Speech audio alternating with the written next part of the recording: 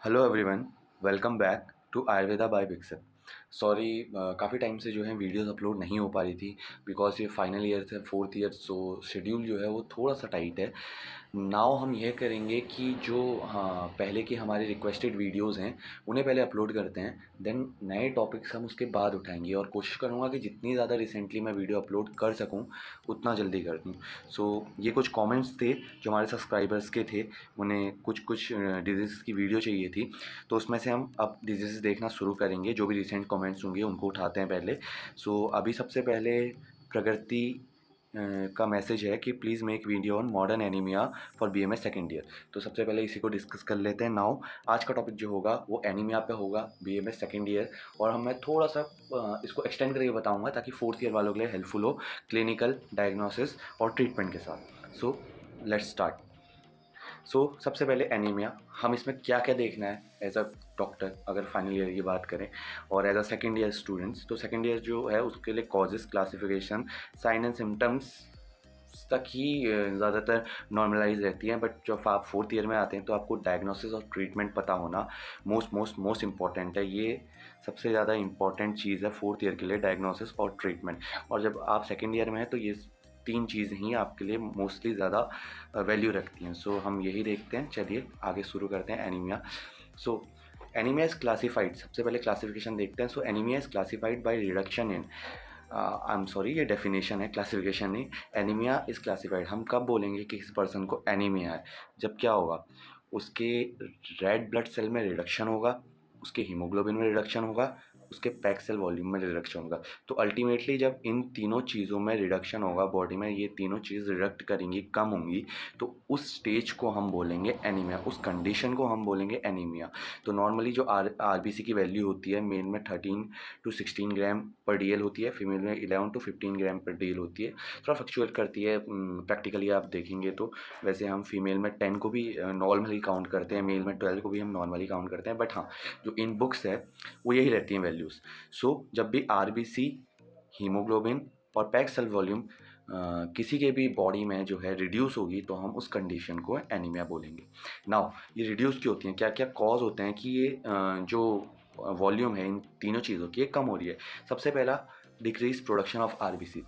RBC का production कम हो गया। आरबीसी कहाँ से प्रोड्यूस होते हैं, मेनली बोन मैरो से, क्योंकि अडल्ट में तो बोन मैरो से होते हैं, बच्चों में स्प्लीन और लिवर और बोन मैरो तीनों से होते हैं, बट अडल्ट में जो है हम बोन मैरो की बात करते हैं। अगर बोन मैरो से ही आरबीसी का जो है प्रोडक्शन वो कम हो गया है तो हम उस केस में बोलेंगे कि वहाँ गड़बड़ हो सकती है, आरबीसी वहाँ कम हो गया है।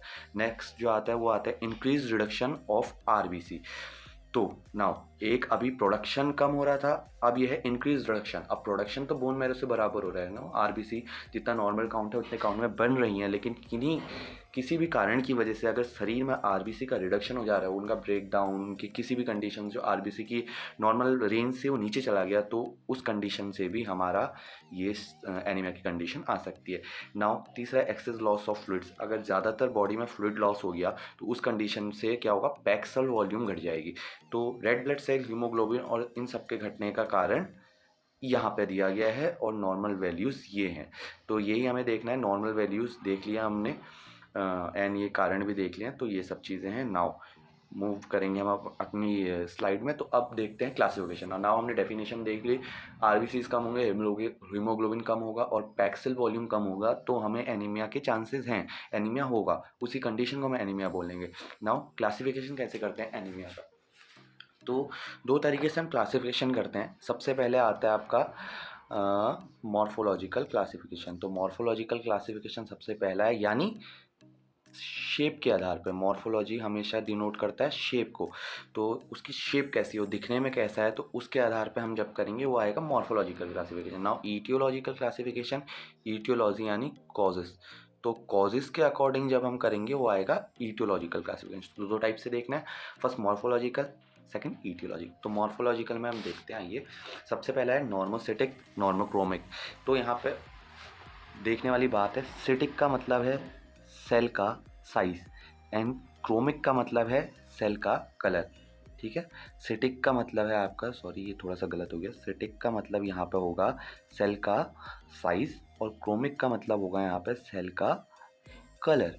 तो इन दो चीज़ों के टर्म को आपको पता होना चाहिए। सिटिक यानी साइज़ को डिनोट करता है, क्रोमिक यानी कलर को डिनोट करता है। तो सबसे पहला हमारा जो चीज़ है वो है नॉर्मोसिटिक एंड नॉर्मोक्रोमिक, यानी ये नॉर्मल सेल है, एक नॉर्मल सेल है आरबीसी का।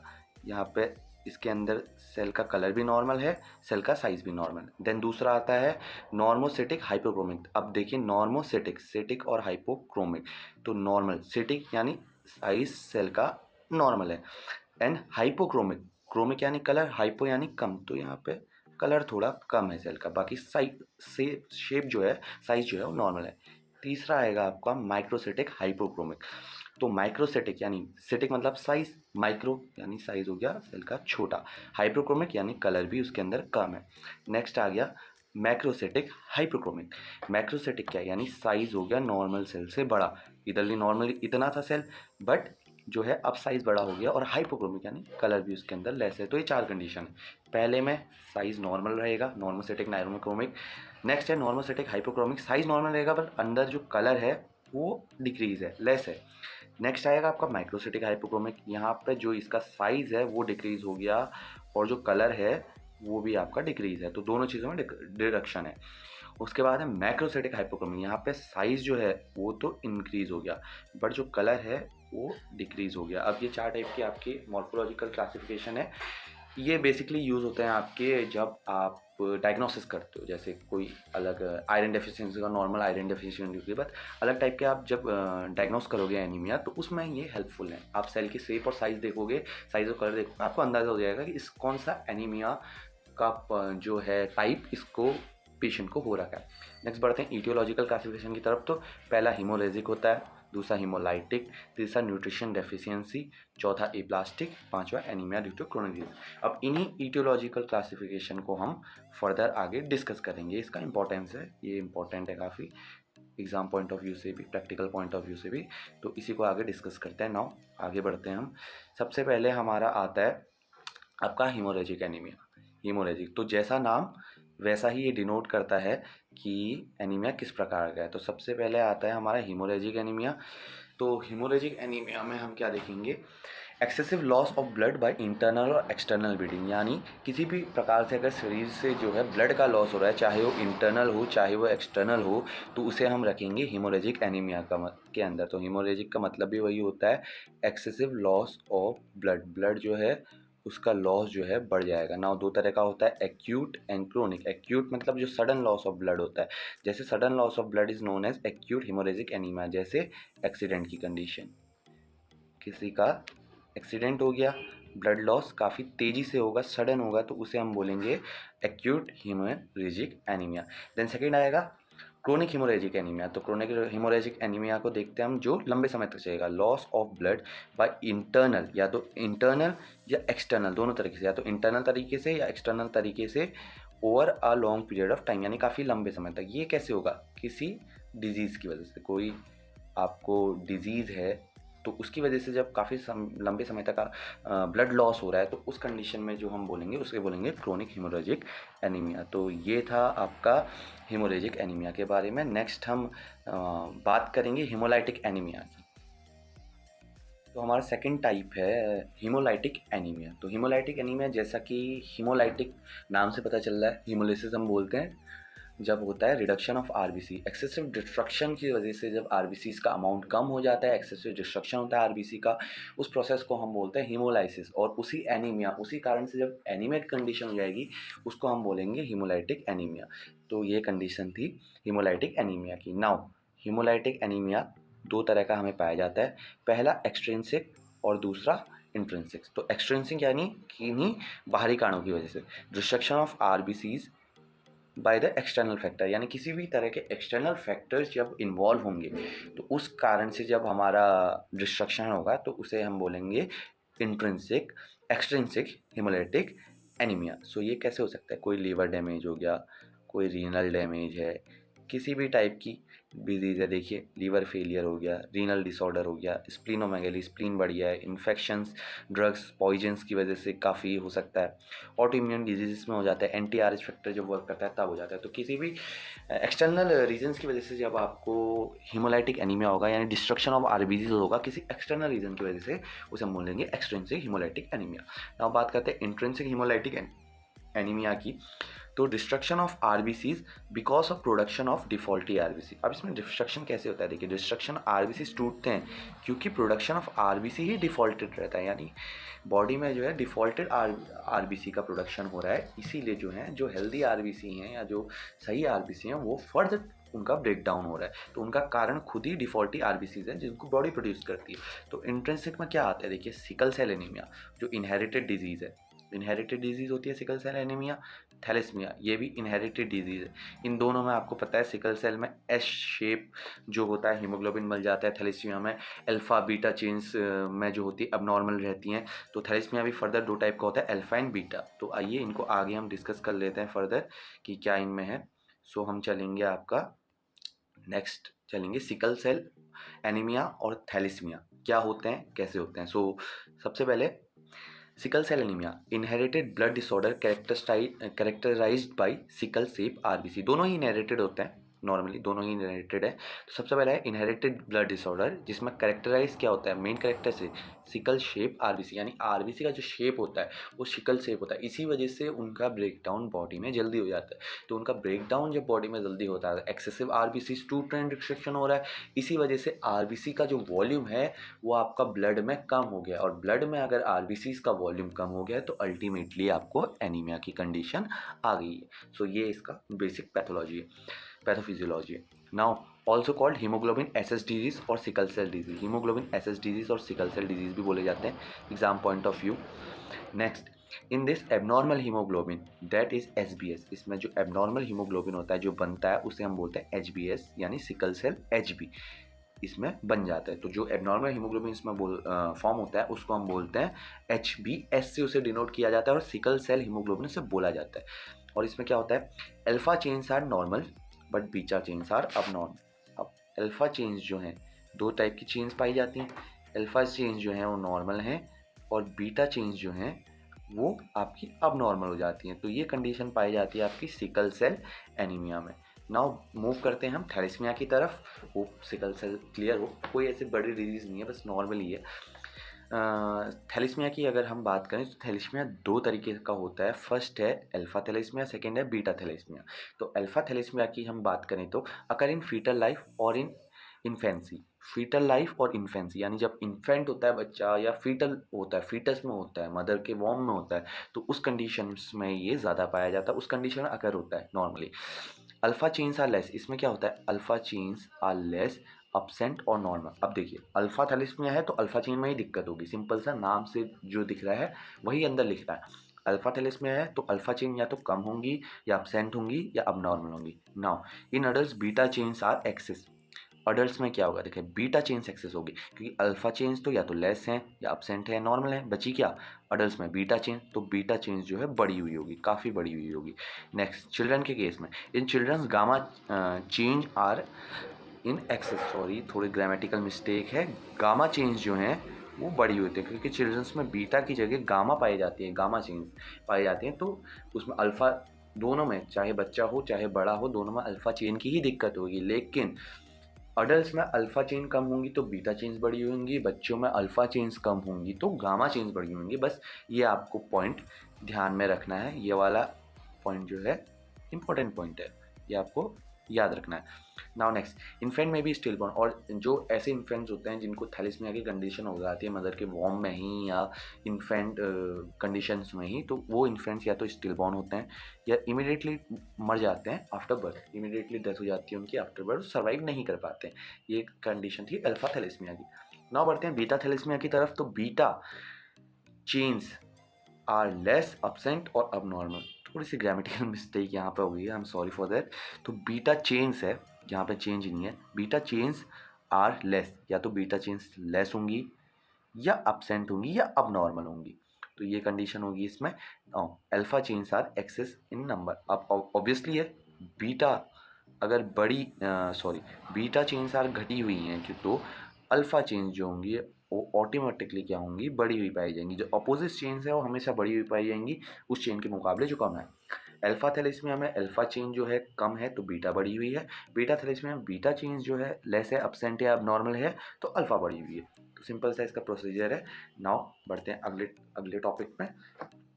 तो नेक्स्ट हमारा आता है, वो आता है न्यूट्रिशन डेफिशिएंसी एनीमिया। सो जैसा हमें नाम से क्लियर है, न्यूट्रिशन डेफिशिएंसी यानी किसी भी प्रकार की न्यूट्रिशन की अगर डेफिशिएंसी हो गई बॉडी में, वो न्यूट्रिशंस जो आरबीसी की हीमोग्लोबिन की फॉर्मेशन में इंपॉर्टेंट है, अगर वो न्यूट्रिशन शरीर में कम है तो इस वजह से जो एनीमिया कॉज होगा उसे हम बोलेंगे न्यूट्रिशन डेफिशिएंसी एनीमिया।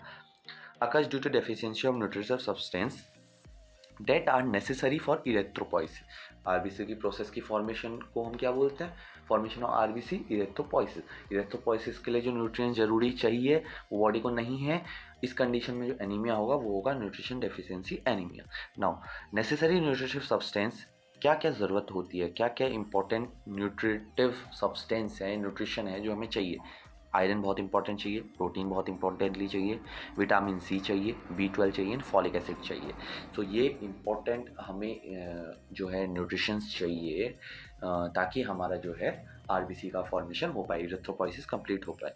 तो इसी के फर्दर इसी के बेसिस पे इसको क्लासिफाई किया है। इसके टाइप्स बताएं। सबसे पहला आयरन डेफिशिएंसी एनीमिया सबसे पहला है और मोस्ट कॉमनली पाया जाता है। ज़्यादातर पेशेंट्स आयरन डेफिशिएंसी एनीमिया के ही देखे जाते हैं। नेक्स्ट है प्रोटीन की डेफिशिएंसी होगी तो protein deficiency anaemia. Next vitamin B12 की डेफिशिएंसी होगी तो विटामिन B12 डेफिशिएंसी एनीमिया उसको बोल देंगे। इसको एडिशंस एनीमिया भी बोला जाता है। ये एग्ज़ाम के पॉइंट ऑफ व्यू से थोड़ा इंपॉर्टेंट है, आप दूसरे नाम याद रखें इनके। सेकेंडरी नेम्स अगर आपको याद है तो एक्स्ट्रा स्कोर करने का चांसेस बढ़ जाते हैं। नाउ फोर्थ जो है वो फॉलिक एसिड की डेफिशिएंसी होगी तो इसे फॉलिक एसिड एनीमिया बोलते हैं। तो जिस चीज़ की डेफिशिएंसी है उसके पीछे एनीमिया लगा देना है, सिंपल सा। तो इसके हो जाएंगे टाइप्स आपके 4। तो नेक्स्ट बढ़ते हैं हम आगे अपना। नाउ हमारा टॉपिक है aplastic anaemia. So aplastic anaemia क्या है? एप्लास्टिक एनीमिया वो एनीमिया है, it is due to disorder of red bone marrow. यानी जब रेड बोन मैरो में डिसऑर्डर हो जाएगा तो हम उसे बोलेंगे एप्लास्टिक एनीमिया। जब भी रेड बोन मैरो में डिसऑर्डर होगा तो क्या होगा, आरबीसी की फॉर्मेशन ऑटोमेटिकली घट जाएगी। आरबीसी की फॉर्मेशन घट जाएगी तो शरीर में एनीमिया की कंडीशन आ जाएगी। तो सिंपली इसे ऐसे बोला जाता है, रेड बोन मैरो। नाउ इसमें क्या है, red bone marrow is reduced and replace by fatty tissue. इसमें क्या होता है, रेड बोन मैरो जो होता है और रिड्यूस हो जाती है और उसको रिप्लेस क्या कर लेते हैं, फैटी टिश्यू से वो रिप्लेस हो जाती है। फैटी टिश्यू रिप्लेस कर लेते हैं बोन मैरो को, रेड बोन मैरो को।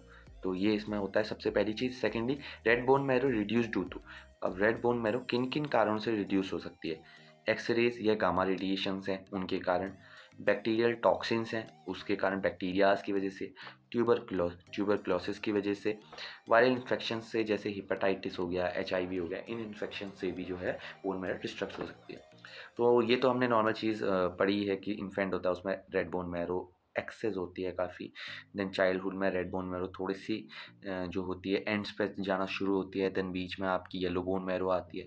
देन एडोलसेंस में जो होती है और डिक्रीज़ हो जाती है रेड बोन मैरो जो है अपर साइड में, और थोड़ा सा लोअर साइड में हमें एडोलसेंस में दिखती है ना। अडल्ट आते आते with in 25 of years red bone marrow जो है एंड्स में ही सिमट के रह जाती है आपकी। तो ये नॉर्मल है, ये नॉर्मल रेड बोन मैरो है। इसमें एनिमेटिक रेड बोन मैरो मैंने नहीं दिखाई है, ये नॉर्मल है। बस ये है कि जहाँ जहाँ ये आपको दिख रहा है स्लाइड्स में, जहाँ जहाँ रेड बोन मैरो है यहाँ इसको भी फैटी टिश्यू जो है रिप्लेस कर देंगे। इस एंड को भी फैटी टिश्यू जो है वो रिप्लेस कर देंगे तो कंडीशन हो जाएगी आपकी एप्लास्टिक एनीमिया की। सो अब हम बढ़ते हैं अपने नेक्स्ट टॉपिक पे। अब आएगा हमारा एनीमिया ऑफ क्रोनिक डिजीजेस। जैसा नाम सजेस्ट करता है, anaemia due to chronic disease, यानी किसी भी क्रोनिक डिजीज़ की वजह से अगर एनीमिया हो रहा है, किसी भी फर्दर कोई भी एक्सटर्नल डिजीज़ है, कोई भी बॉडी में डिजीज़ है, उसकी वजह से अगर एनीमिया कॉज हो रहा है तो उसे हम बोलेंगे anaemia due to chronic disease और anaemia of chronic disease. Anaemia cause due to any disease, it is most second common type of anaemia. किसी भी डिजीज़ की वजह से कॉज होगा, सबसे सेकेंड मोस्ट कॉमन टाइप है। किसी भी डिजीज़ की वजह से एनीमिया कॉज होगा तो ये बोलेंगे। और सेकेंड मोस्ट कॉमन है। फर्स्ट मोस्ट कॉमन कौन सा था, आयरन डेफिशिएंसी। आयरन डेफिशिएंसी अभी भी फर्स्ट मोस्ट कॉमन रहेगा एंड सेकंड जो होगा फिर क्रोनिक डिजीज़ का आ जाएगा। सो ये है। नेक्स्ट इसमें क्या किस वजह से ये हो सकता है? नॉन इन्फेक्शियस इन्फ्लामेटरी डिजीज़ की वजह से हो सकता है, ट्यूबरकुलोसिस की, chronic renal failure, neoplastic disorder like cancer और हॉडकिंस डिजीज़। इन डिजीज़ की वजह से ये जो है आपका एनीमिया हो सकता है। नाउ नेक्स्ट हम बढ़ते हैं अपने अगले टॉपिक पे। तो हमारा अगला है साइंस एंड सिम्टम्स। अब हमने सारे टाइप्स पढ़ लिए। मॉर्फोलॉजिकल हमने देख लिए थे 4, ईटियोलॉजिकल हमने 5 देख लिए। नाउ साइन एंड सिम्टम कैसे हम डायग्नोस करें, मतलब कैसे सिम्टम्स देखें, हम कैसे साइंस देखें। डॉक्टर जो देखता है वो साइंस होते हैं और पेशेंट जो बताते हैं वो सिम्टम्स होते हैं। तो सिंपल सी बात है, हम क्या देखें? पेशेंट्स का BMR जो होगा वो इंक्रीज्ड होगा, BMR बढ़ा हुआ आएगा हमेशा। देन स्प्लीनोमेगैली, फिजिकल एग्जामिनेशन करेंगे तो स्प्लीनोमेगैली और हिपैटोमेगैली आपको उसमें दिखेगी। स्प्लीन और लिवर दोनों अपने साइज से एक्ससीड करेंगे क्योंकि ज़्यादा काम किया है स्प्लीन ने, लिवर भी ज़्यादा काम कर रहा है। Next anorexia, nausea, vomiting, constipation, abdominal discomfort देखने में मिलेगा। रीनल फंक्शन डिस्टर्ब होगा जो भी बंदा आपके पास आया है। स्किन एंड म्यूकस मेम्ब्रेन पेल दिखेगी, बिट येलोइश और फेडिश इन कलर दिखेगी आपको स्किन और म्यूकस उसकी। फीमेल मेंस्ट्रुअल साइकिल, जो अगर फीमेल है तो उसकी मेंस्ट्रुअल साइकिल जो होगी वो डिस्टर्ब हो जाएगी। उसके बाद increase heart rate and respiration दोनों उसमें हाई मिलेगा क्योंकि उसमें BMR भी हाई है। बेशक मेटाबॉलिक रेट हाई है तो हार्ट रेट और ये भी ऑटोमेटिकली आपको बढ़ना मिलना ही था। नेक्स्ट हेडेक, वर्टिगो, फेंटिंग, बेहोश हो सकता है, भ्रम हो सकता है, उसको सर दर्द हो सकता है क्योंकि खून की कमी है। ऑब्वियसली जो ब्लड है वो सारे न्यूट्रिएंट्स को पहुंचाता है अपनी अपनी जगह पर। न्यूट्रिएंट्स की कमी होगी, नॉर्मली पावर की कमी होगी, एनर्जी की कमी होगी, तो हेडेक, वर्टिगो, फेंटिंग जो है नॉर्मल पेशेंट्स में देखा जाता है, एनिमेटिक पेशेंट्स में। नाउ अगले की हम बात करें तो डायग्नोसिस कैसे कराना है हमने। डायग्नोसिस में हमने करना है आपका सबसे पहले CBC कराएंगे। CBC कराएंगे तो हमें क्या पाया जाएगा? सीरम आयरन, आयरन जो है Fe वो हमारा हमें पाया जाएगा लो। उसके बाद सीरम फेरेटिन, फेरेटिन क्या होता है? फेरेटिन आयरन की वो फॉर्म है जो लिवर में स्टोर होती है। लिवर आयरन को फर्दर यूजेस के लिए अपने अंदर स्टोर करके रखता है, उस फॉर्म को हम कहते हैं फेरेटिन। तो सीरम आयरन भी शरीर में कम पाया जाएगा, सीरम फेरेटिन भी शरीर में कम पाया जाएगा जब हम ब्लड टेस्ट कराएंगे उसका। Next low level transferrin, transferrin. Now transferrin क्या है? ट्रांसफेरिन एक प्रोटीन है जो आयरन को बाइंड करता है हीमोग्लोबिन के साथ और ले जाता है सर्टेन कंडीशंस में, ऑर्गन्स में, और वहाँ पर आयरन को पहुँचाता है। पर इसमें जो है ट्रांसफेरेंस की कंडीशन भी जो होगी, ट्रांसफेरेंस की लेवल भी वो भी लो हो जाएंगी। Now total iron binding capacity यानी कितनी जल्दी और कितना तेज आयरन बाइंड हो रहा है वो बढ़ जाएगी। क्यों? क्योंकि आयरन की शरीर में देखिए कमी है, आयरन की कमी है। सेल्स को जो है आयरन चाहिए, तो सेल्स को आयरन चाहिए। अब जैसे ही आपने कोई सप्लीमेंट लिया है, आयरन थोड़ा सा भी बॉडी में आया तो सेल्स जो होंगे ईगरली जो है उससे बाइंड करने को तैयार होंगे और बॉडी को पहुंचाने को तैयार होंगे, इसलिए टोटल आयरन बाइंडिंग कैपेसिटी जो है वो बढ़ जाती है। नेक्स्ट बोन मैरो बायोप्सी कराएंगे, उसमें पता चल जाएगा हमारा फैटी टिश्यू ने जो है बोन मैरो को रिप्लेस किया है और एप्लास्टिक एनीमिया में हमें पता चल जाएगा। तो इसके बाद हम देखें आपका अगला है ट्रीटमेंट। नाउ डायग्नोसिस हो गया, साइन एंड सिम्टम्स देख लिया आपने, नाउ आप देखेंगे ट्रीटमेंट। तो सबसे पहले हम क्या करेंगे? अंडरलाइन कॉज, सबसे पहले अंडरलाइन कॉज को ट्रीट करिए। जिस डिजीज़ की वजह से हुआ है तो उसको ट्रीट करो। अगर आयरन डेफिशिएंसी है, सबसे मोस्ट कॉमन चीज़, तो आयरन सप्लीमेंट दीजिए। आयरन सप्लीमेंट में ferrous sulphate plus vitamin C का दिया जाता है टैबलेट। फेरस सल्फेट तो हो गया आपका iron, vitamin C for absorption, iron की एब्जॉर्प्शन के लिए विटामिन C का होना ज़रूरी है। जैसे कैल्शियम के एब्जॉर्प्शन के लिए D का होना ज़रूरी है विटामिन का, वैसे ही आयरन की उसके लिए विटामिन C का होना ज़रूरी है एब्जॉर्प्शन के लिए। Now iron plus folic acid की टैबलेट देते हैं, अगर फॉलिक एसिड भी उसमें कम है तो आयरन प्लस फॉलिक एसिड की टैबलेट देंगे हम, ठीक है। और आयरन जो फॉलिक एसिड की टैबलेट आती है वो आती है आपकी Livogen tablet and Feronia XT tablet. तो लिवोजन टैबलेट के नाम से, फेरोनिया एक्सटी टैबलेट के नाम से मार्केट में आती है। नेक्स्ट हम देंगे haemopoietin drugs for increasing blood, haemopoietin drugs है, सॉरी यहाँ पर मिस्टेकनली गलत लिख दिया है, हीमोपोएटिन ड्रग्स। तो हीमोपोएटिन ड्रग्स क्या होते हैं, ये ब्लड सेल्स को इंक्रीज़ करते हैं शरीर में, यानी सब प्रकार के ब्लड सेल्स को शरीर में इंक्रीज़ करने की ये मेडिकेशंस होती है। तो हीमोपोएटिन ड्रग्स जो हैं वो आते हैं आपके फिलग्रास्टिम और पैक्फिलग्रास्टिम। तो ये मार्केट में अवेलेबल हैं, तो इनको आप पेशेंट्स को दे सकते हैं, होपफुली आपका पेशेंट ट्रीट हो जाएगा। तो ये थोड़ा फर्दर मोर इन्फॉर्मेशन थी, सेकेंड ईयर की वीडियो मांगी थी, बट अब कर ही रहे हैं तो नॉर्मली फोर्थ ईयर तक का कर लेते हैं। सो आज की वीडियो यहीं पे ख़त्म करते हैं। होप अगर आपको पसंद आई है तो लाइक करें, सब्सक्राइब करें, शेयर करें and keep supporting. Thank you.